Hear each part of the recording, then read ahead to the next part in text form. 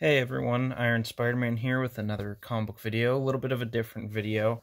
I'm going to do what I see everyone doing on YouTube, and what I've actually talked to about a few people about doing is my Spider-Man movie ranking.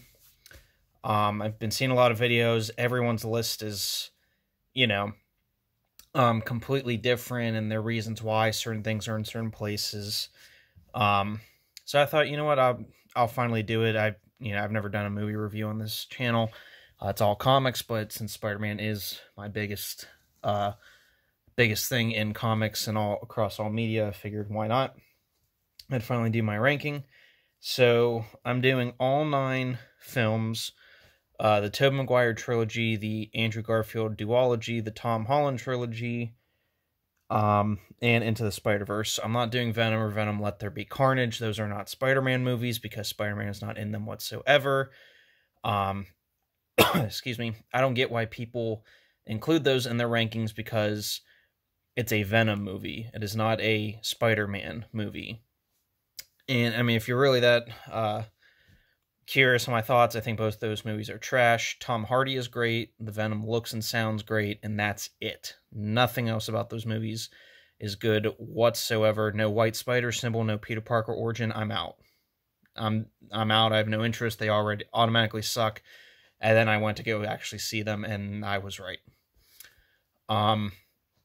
Now, again, this is all my opinion. Opinions are subjective. You can disagree, you can agree.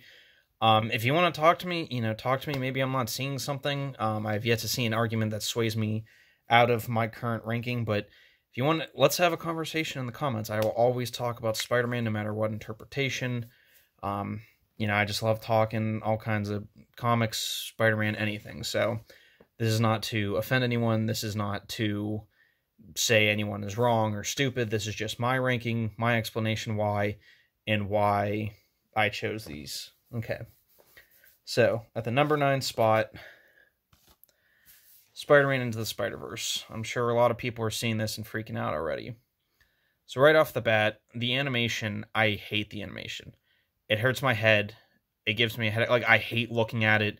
I kept thinking something was wrong with the theater, my TV, something. And then I realized they did that on purpose. No idea why. I think it looks really, really bad and dumb. It's not my type of art style or animation. I don't like it. And again, like, I'm just watching the screen for however long this is, just in pain. Second, story. Number 1, I don't care about Miles Morales. I don't give a shit about him whatsoever. He is literally just a black Peter Parker. He has an uncle that he cares about a lot, that when the uncle dies, that's a big changing moment in his life. He gets bit by a spider. He goes to school. He has problems with girls. Spider-Man ruins his life. He's exactly Peter Parker. He's teenage Peter Parker, but black and Mexican. And he has both his... Yeah, there's some changes, like he has both his parents and he has different powers, but like he's not different enough, like, at all from Peter. I know in the movies, or in the movie and in the game, they've tweaked him a bit, but again, even in the game or in this movie, kind of, he's smart. Like, he's super smart, just like Peter Parker. Like, they're not even trying to make him different anymore. He had an uncle that meant a lot to him. He got bit by a spider. Now he's smart. I'm like, he's just Peter. That's not interesting to me. For example, a good way to do something like that would be Green Lantern. You have Hal Jordan, Guy Gardner, John Stewart, Kyle Rayner. You have 4 characters, all by the name Green Lantern, and all 4 are completely different from each other, unique in their own ways, and entertaining. Of course, they share some similarities because they're all heroes. But again, they're all different and unique in their own way. Miles is not unique or different from Peter Parker in almost any way. The only thing in this movie that I found of value... I'm sorry, 2 things, I guess I should say, is when he's training Miles to swing, when they're fleeing from the stupid lady Dr. Octopus. That scene, and then at the very end, where Peter's like, I'm so proud of you. Do I want kids? Like, those 2 moments, and that's it. That's the only things I liked in this entire movie. I don't get why they had to make Peter Parker such a schlub in both versions. Like, the one from Miles' universe is a rich, wealthy asshole. I don't know why we have to make Peter Parker look like an asshole. And then from the other universe, he's fat, he gave up, and he's just a loser, and he's a dick to Miles the whole time when he first meets him. Neither of those are Peter Parker. Neither of those are Spider-Man.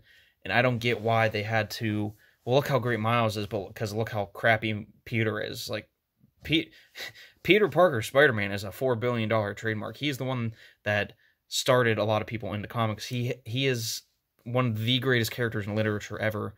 I don't see why you have to take him down a peg. There's no need for it. He's human. You don't need to like go out of your way to ruin him. Other problems, Gwen. So Gwen runs into Miles before he has powers. Then, and is in his universe before the Collider goes off. But then she says she's in that universe because of the Collider went off, which doesn't make sense. And she was drawn to Brooklyn Visions Academy by her spider sense, which also doesn't make sense because Miles didn't have powers yet. So why would she be drawn to him whatsoever, if that's even how spider sense works? So, a couple plot holes there. Again, just overall, did not enjoy this movie. I don't enjoy Miles. I don't enjoy the way they did Peter Parker. Also, Spider-Gwen, Peter Parker, Noir in the Japanese Spider-Man, I felt, one, I didn't really enjoy them at all. They weren't funny or interesting to me. Noir is kind of okay in the comics, but the rest I don't care about. Also, they had like no reason to be there. They didn't really need to be there. You can almost make an argument for Gwen, but the others did not need to be in this movie whatsoever. I know this movie gets a lot of praise. I really don't understand why. Maybe to someone who isn't into the comics, maybe. But even then, like, I just as a story itself, the art and animation itself, I just don't like it. That's all I'm going to say about that. All right. On the number 8 spot, Spider-Man Homecoming. I'm not a fan of the Tom Holland Spider-Man movies. I don't think they do justice to Peter Parker's character. And this specifically, all he cares about is riding Tony Stark and being an Avenger, and I'm so much bigger and better than any of this, yada, yada, yada. That's not Peter Parker. Peter Parker does not have a teched-out suit. Peter Parker does not care only about being Avenger. He does not dodge his responsibilities of Aunt May, school, money, all of that. That's not who Peter Parker is. The only part of this movie I think I enjoyed was the Come On Spider-Man, the classic Amazing Spider-Man 33, I believe it is, him lifting the rubble off. And I kind of like the Tony Stark and him argument, where if you're nothing without this suit, you shouldn't have it. But outside of that, I did not enjoy Michael Keaton. I hate Michelle Jones. I hate Ned Leeds. I hate Flash Thompson. Liz Allen is a boring nothing character, and she is solely in this movie just to be the hot chick Peter could maybe get a shot with, and then doesn't. It just, there's so much wrong with this movie. Again, I'm a stickler for comic accuracy. I'm fine with new takes and different interpretations and trying something new, but this is where they really failed. My idea what this movie should have been, get rid of the Homecoming title, just call it Spider-Man, Spectacular Spider-Man, or just keep it simple. We don't have to come up with Homecoming and Far From Home. Like, you don't need to assign titles to it. What is wrong with, what happened to the good old day? Iron Man 1, 2, 3, Spider-Man 1, 2, 3. Just assign a number. We're smart, intelligent beings for the most part. We can handle it. What this movie should have been was keep everything that happened in Civil War the same. Have Tony give Peter the Iron Spider suit. Have him fight, do the airport scene, do all of that. And not the MCU Iron Spider suit. Like, do one of the concept arts, which looked way better. At the very beginning of this movie, recap Civil War, just like they did with the opening of this. Have Tony take the Iron Spider suit back. And Peter like, wait, whoa, what are you doing? He's like, well, I'm not going to let you run around with a $1 billion suit. Like, go back to saving the neighborhood. We're done. Goodbye. Thank you. Have Peter not be checking in with Happy Hogan, but have him have that big ego of, man, I'm an Avenger. I fought Captain America. I'm the coolest MFer around. Have him get an ego. Have him do or beat a lot of villains like Enforcers, Shocker, just basic criminals. Have him just wipe the floor in the first hour of the movie. Just nobody characters, just, man, this is so easy. Have a shadowy figure watching him the whole time. About halfway through the movie, have that be revealed as Kraven. Have Kraven beat the ever-loving crap out of Peter. So, by the end of the movie, when Peter's like, okay, I have to outthink him, I can't just be strong. Okay, I was an Avenger, big deal, but I'm not, like, the best thing ever. Have him come down a notch a bit. Beat Kraven with his intelligent. Have it be sophomore, junior year, whatever. Have him take Gwen to the dance. Or even if it was Liz Allen, fine. But have it be the hot blonde that's dating Flash Thompson that broke up with him for Peter. That way he gets a little bit of a happy ending. That's why Flash is mad at it. Like, and have that all tie together. Simple, down to earth, grounded.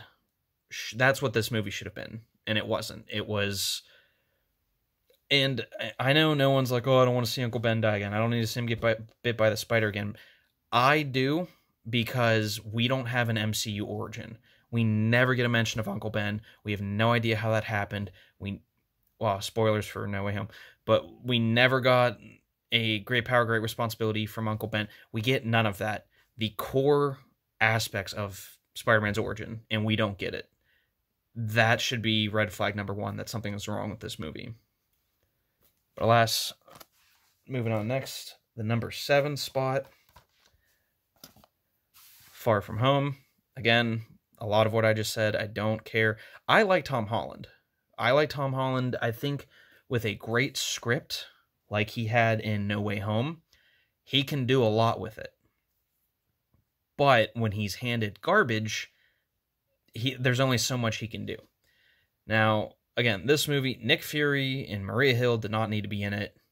Happy didn't really need to be in it. I liked Jake Gyllenhaal's Mysterio. He was a little over the top, a little corny, but he was still enjoyable and fun to watch. I like the Mysterio trip scene in the construction site. I thought that was really well done. Unfortunately, a lot of it, if not all of it, is CGI, which really sucks. But that's more of a problem with just the MCU in general, is they are not almost... I feel like we're just going to be 100% CGI movies here soon, because it's cheaper and quicker, as they say. But the Mysterio trip scene, the ending fight kind of with the drone things is cool. But again, Peter has too much tech crap in his suit. He has the wings, and the lenses, I think, are not too much, but like, I think they were trying to dial it back and make it look like the video game, where it's like, oh, well, he has the lenses in the video game, but like, yeah, but the video game lenses aren't like super OP, and at least I don't think so, like, can't analyze and look at everything. Or, like, if that makes sense. I hope I'm making sense. But I just, yeah, and again, the suit, it's kind of aesthetically nice, but again, the red with the black with the, like, silver, like, lines going in his suit, and then the white accent on the front, but then the full white on the back, like, there's too much going on. Red, blue, black. Keep it like that. Just make it simple. Not red, blue, or not red, black, silver, white, accents of white. Like, no, it's too much. Keep it simple. Again, don't care about MJ. See, Zendaya is an attractive actress. They just really ugly duck her up in these two movies. I really don't get it. Like, she looks like someone that is even below Peter Parker's dating status. Like, I don't know. Zendaya she's a very attractive, but like, not in these movies. And I don't know why they chose to do that.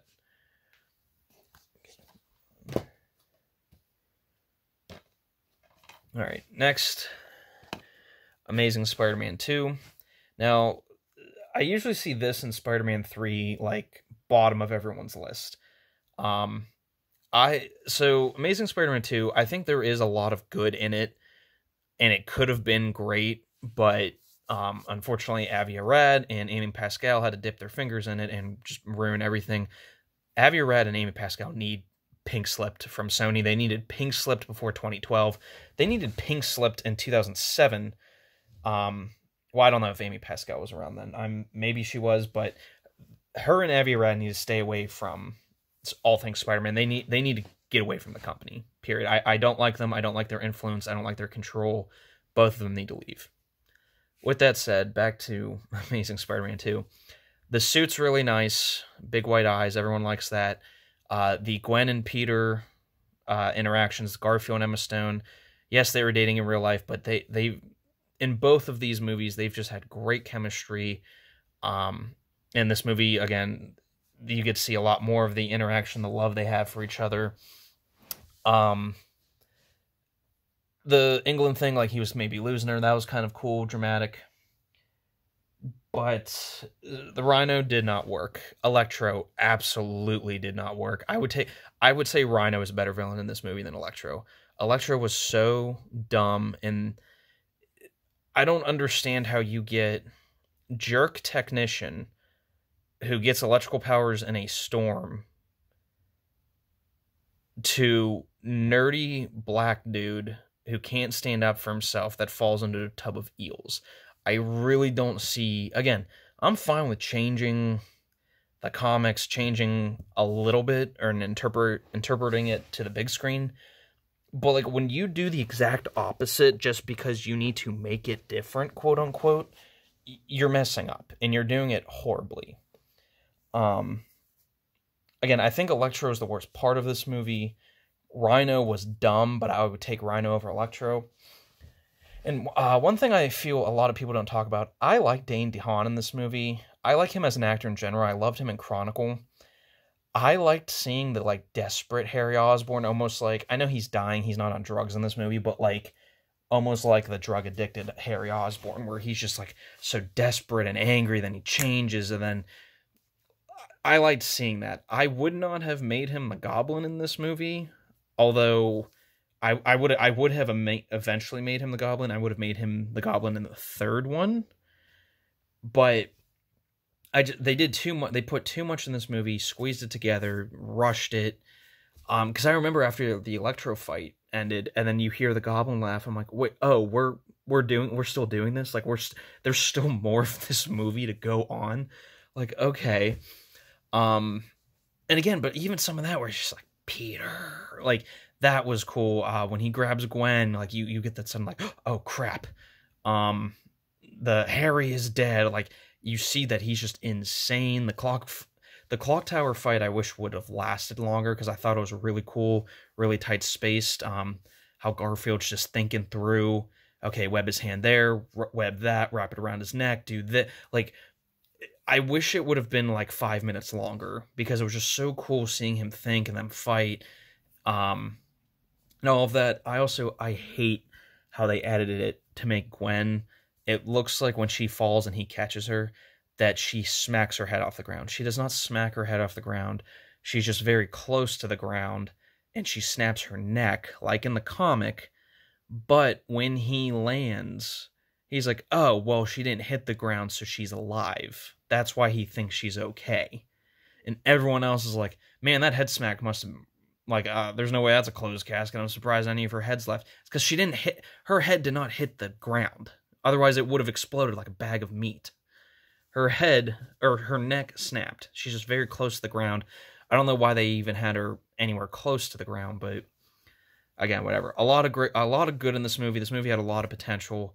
It just fell really short on a lot of things. It's Spider-Man 3 itself. Speaking of Spider-Man 3, that is next on my list. I only put this above Amazing 2 because there is a lot of good in this movie, and despite Amazing 2's problems, this one, at least all three villains, even Venom, are like an actual threat. Like Harry, who knows him, knows his secret identity, is a master combatant, has all the goblin tech, threat. Sandman, nothing he's ever gone up against before, big major threat. Venom, as goofy as Venom was, and Topher Grace was way too small. I wish Tom Hardy would have been Venom in this movie. I think that would have made it a little better. You know, like, I don't have a problem with Topher Grace. Like, he's a huge Spider-Man fan apparently in real life, and he's funny, but that's not Eddie Brock. Um, Venom, like, he was like an actual threat. He knew his identity. He was stronger and faster than Peter. Like, he straight up almost kills him a few times. Like, yeah, I know Electro almost kills Garfield, but like, there's no fucking, oh, it's my birthday. Venom's just like, I hate you. I'm gonna stab you and kill you. Like, he's at least still a major threat, which puts him above Electro. Harry and Sandman, I thought if it was just a Harry Sandman film, I think that would have been great. And then save Venom for a different movie. I think that would have been perfect. It wouldn't have been too much. It would have been like, okay, we've gotten just one-off villains so far. Now we're getting two villains. And it would have been a natural progression. I think that would have been fine. Of course, they didn't do that route again. Right after this movie is when Avi Rod should have been handed his pink slip and booted out of the company, but, you know, God forbid that something like that happens. Not too much else to really say about this movie. Yeah, I guess the stupid Tobey Maguire, everyone's coined him Bully Maguire. I think that's a dumb name. I do like the argument that someone made that this Bully Maguire is the version of Peter Parker he thinks is cool. Because, like, an all black, like, you know, black pants, black shoes, black coat, black dress shirt, like, yeah, that does kind of look cool. The stupid hair and eyeliner kind of takes away from it, but, like, it kind of looks nice. And I think it had, like, some silver lines in it. That was cool. I also, another thing, I don't love the black suit in this movie. I don't like that it's literally just the Raimi suit, but in black, and then the legs are kind of curved. I think they should have went with the concept art, which was literally the comic black suit, but it was silver, like all silver eyes, and all the Venom symbol was all silver. I think that would have been a much better choice and cooler looking, but it wouldn't have made this movie like 10 times better or anything like that. I just realized I don't think I made the... So Amazing Spider-Man 2 was 6, and then Spider-Man 3 was number 5. I don't think I said that, but... Okay, and I don't have the DVD, but here are my tickets from the movie. At the number 4 spot is Spider-Man No Way Home. I am really sick and tired of everyone going, this is the best Marvel movie, this is the best Spider-Man movie. No, it's not even close. This movie does not beat Avengers Endgame, Infinity War. Sure, it beats Age of Ultron, I'll give you that. And it does not beat Avengers 1. It does not beat Spider-Man 1. It does not beat Spider-Man 2. It does not beat Amazing Spider-Man 1. It just simply doesn't. You need to stop kidding yourself. While it is a very fun movie, and I would even say it's a great movie, it still has a ton of problems. There's way too many costumes in this movie. We did not need 4 different costumes in this movie.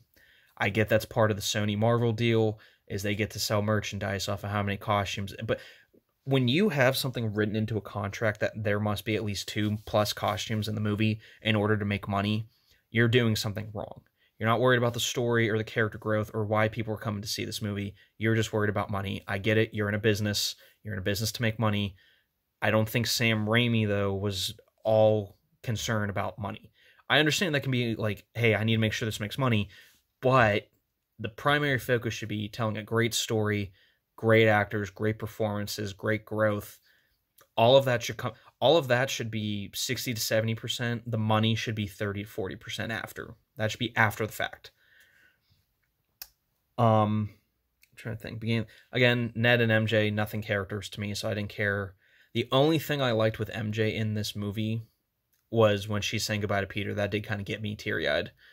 And then he also makes the greatest Spider-Man decision ever and lets MJ and Ned forget who he is, and he realizes their life is better off without him. And then he finally makes a comic accurate suit. This movie made me hopeful for the future of Spider-Man films, but it really makes me upset that it had to take a whole trilogy to get here. The end of No Way Home is how Homecoming should have started. Like, there's just no... You did not have to wait this long, Marvel, or Disney, or Sony, whoever. Now, I think also the main problem from these trilogies is that it is a shared ownership. If I was Kevin Feige, this is exactly what I would have done if I was Kevin Feige. I would have walked in to Sony offices in 2014 and been like, well, your second Amazing Spider-Man just bombed, your PS4 sales are dropping, and your Amazing Spider-Man 2 game sucks. This is what we're going to do. I'm going to help you pay to recover from all of that. Here is $2 billion. You are giving me Spider-Man movie rights. I think Disney already had the TV show rights. But essentially, you're giving me all the Spider-Man movie rights back. You're giving me everything you have in the title Spider-Man. You're giving it to me back. There is no negotiation. Here's $2 billion. It will fix almost everything that you've lost. Take it or leave it. None of this joint crap. He's at Sony or he's at Disney/Marvel. And that's it. And Kevin, with the MCU, how popular it was and how much money it was making and how fast Sony was declining, they could have worked that out. They could have easily gotten Spider-Man back 100%. But again, I'm not a businessman. I'm not a professional. That's what I would have done in my simple-minded version. So take that as you will. Again, I hated that Aunt May was the one who said great power, great responsibility in this. I hated Marissa Tomei as Aunt May. I loved her in My Cousin Vinny. I think she's a funny actress. She's not Aunt May. I should not be able to want to have sex with Aunt May. Sorry, not sorry.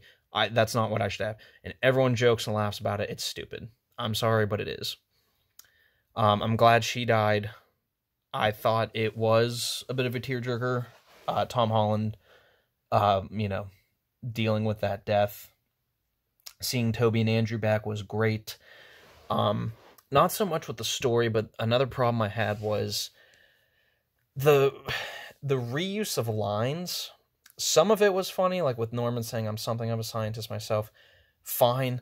But like when Doc Ock and Peter, like when Toby saw Doc Ock die, this is the first thing you get to say to him, and it's just going to be a reused line of what you said to him the first time you met. Come on. Like, maybe I wanted a little bit more from this movie than I guess it gave me. My expectations were 0, and I got a 6 out of 10. So, I'll take that. I'll take that over nothing. But, and then the reuse shots of Sandman and Lizard, who are just kind of there. Thomas Hayden Church never is actually in the film. It's just a sand CGI body. I think he just did voiceover. Now, I'm telling myself that's because of budget, and they didn't have the time or money to have a lot of them come in. They just needed, like, hey, we'll pay you for voice work, because that's cheaper than having him be in person. But it was really distracting seeing Toby speak, and then seeing Sandman, but it was a reused clip, and, like, they never meet. I didn't like Lizard and Garfield never actually being in the same room together. I hated seeing if they weren't unmasked, they were CGI fights the whole time. I hate that. I want to see practical effects. I want to see real people doing real stunts. I do believe the Tom Holland fight with Willem Dafoe is all them / stunt people, I believe. And that was great. I just want to kill you myself. That was perfect. Toby saving Goblin was perfect. So the movie did a lot right, but unfortunately too, it still made a lot of MCU crappy decisions. But again, it's the best of the Holland MCU movies, kind of by default. But yeah, number 4 ranking. And and you're probably thinking, what is this guy's top 3? Amazing Spider-Man number 1. This is my number 3 spot. So I remember seeing this in theaters. I saw it 4 times. And then I rewatched the Tobey Maguire movies and realized how much I loved them and how great they were with story and character development. And I remember I hated these movies, the Garfield movies, for a long time. And then I saw Homecoming and Far From Home, and then decided to rewatch everything again. This movie, I have a lot of respect for this movie. Mark Webb, I still can't believe that's the director's name for a Spider-Man movie. Mark Webb had a really solid idea, and he had a lot of great work done in this. Andrew and Emma are great in this. Sally Field is great in this. I think, is this for Martin Sheen? I think that it's Charlie Sheen's dad, is Uncle Ben. I don't like him more than Cliff Robertson, but he, I thought, did still a good job. Again, my problem, as much as I do have respect for this movie, and it is higher up on my list, Garfield is too tall, too skinny, and too old to be playing a 17-year-old Peter Parker. I do believe aesthetically and age-wise, Tom Holland is the best Peter Parker, but I think it's universally agreed that Andrew's the best Spider-Man. He's throwing quips out there. That's another thing I hear all the time. It's like, well, Andrew quips, Toby never quips. You realize that's not the actor's fault. That's the screenplay's fault. That is the writer's fault. That's not the actor's decision not to quip. Like, they couldn't have been like, hey, I should quip less or I should quip more. They don't get that decision. They don't have that power. They are paid to be the leading man. And not saying they can't make some creative decision, but there's not a whole lot of room for it. So that's fault with the screenplay. That's not fault with the actors. That's not a reason to dislike their version. The suit in this, I didn't like at first, but I've really warmed up to it. I do like the homemade feel. Trying to think. Lizard was a decent villain, and the first one, other than Sandman, that wasn't killed. So I thought they made a lot of great steps with this movie. This could have had a great sequel. I do still wish, though, this suit, the Amazing 1 suit, was what he had in Amazing 2 and what he would have had in No Way Home. I think he should have stuck with the suit. The only thing I would have done is like switched out the eye lenses with white ones or at least silver. I don't like the gold. I don't think it works with the red and blue. But yeah, there's a lot of great in this movie, a lot of great scenes. I don't like that. First off origin movie, we have Death of Captain Stacy. Like, you jumped like 90 issues of growth, development, origin. I think that should have waited. I think he should, at earliest, he shouldn't have died till the second one. But again, my opinion, I can only deal with what we do have. So I do have a lot of respect for this movie. It's still not my favorite, but I do have a lot of respect for it, and I do enjoy it. Everyone's always like Toby or Andrew. I'm like, Toby had 2 great movies. Andrew really only had 1, but I do enjoy both of them, and I will watch either of my top, or I will watch any of my top 3 any day of the week. So number 2 spot, the original Spider-Man. I remember seeing this for the first time. I was 5 years old when this came out. And when it came out on VHS and then DVD, I watched the crap out of this. This was one of my very early introductions to Spider-Man as a character. It was the animated show